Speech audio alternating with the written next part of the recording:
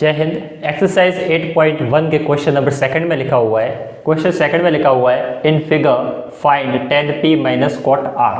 आपको एक डायग्राम बनाया गया है जिसमें पी क्यू की जो लेंथ है वो दी है 12 सेंटीमीटर और पी आर की जो लेंथ है वो दी हुई है 13 सेंटीमीटर। आपको फाइंड करना है tan p minus cot r की वैल्यू क्या होगी।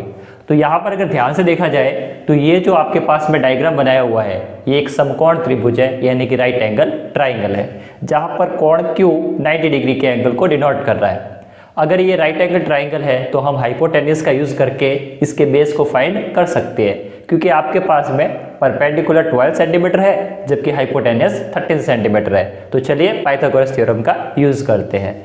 तो सबसे पहले हम यूज करेंगे पाइथागोरस थ्योरम, पाइथागोरस थ्योरम।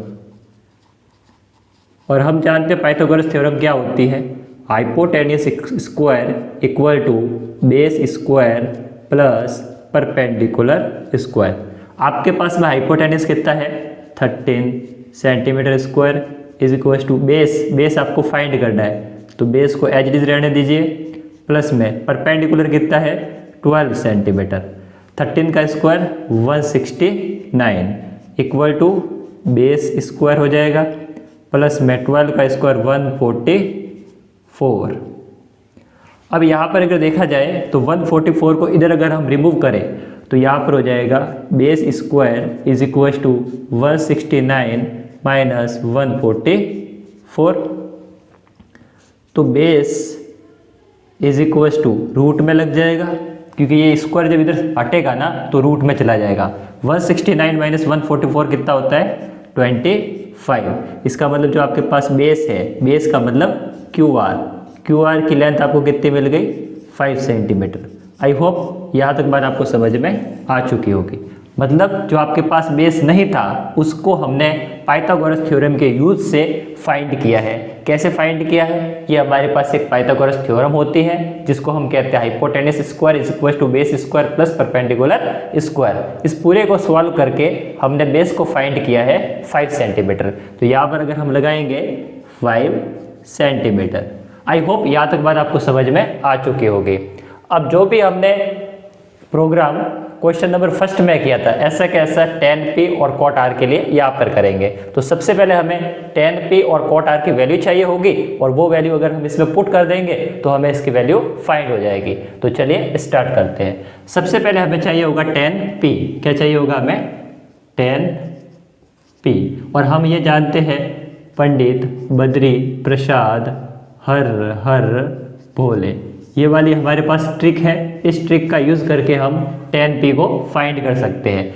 तो tan होता क्या है, sine theta cos theta tan theta, मतलब perpendicular upon base, perpendicular upon base.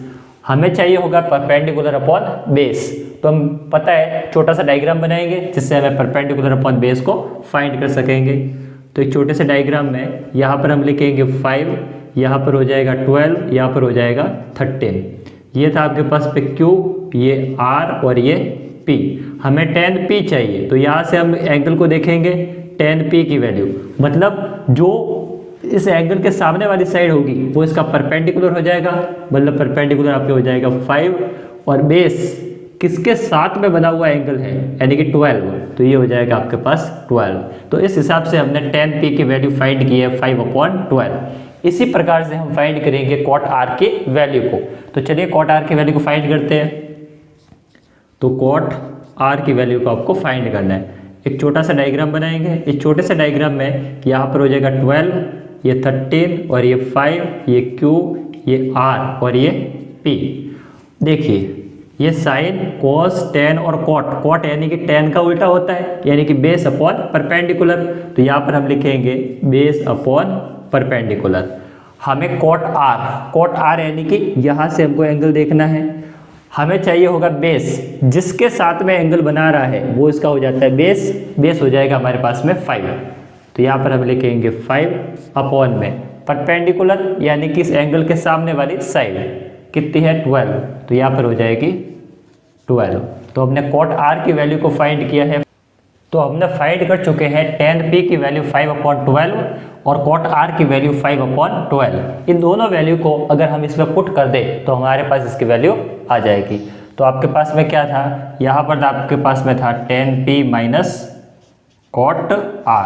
तो देखिए जरा, tan p की वैल्यू आपके पास है 5/12, तो यहाँ पे लिखेंगे 5/12 माइनस cot r की वैल्यू आपके पास में है 5/12, यहाँ पे लिखेंगे 5/12। तो आखिर में आपके पास जो आंसर आएगा वो क्या आ जाएगा, 0। तो ये हो जाएगा आपका आंसर। तो आई होप क्वेश्चन नंबर 2 को आप अच्छे से, बहुत अच्छे से समझ चुके होंगे। बहुत बहुत धन्यवाद।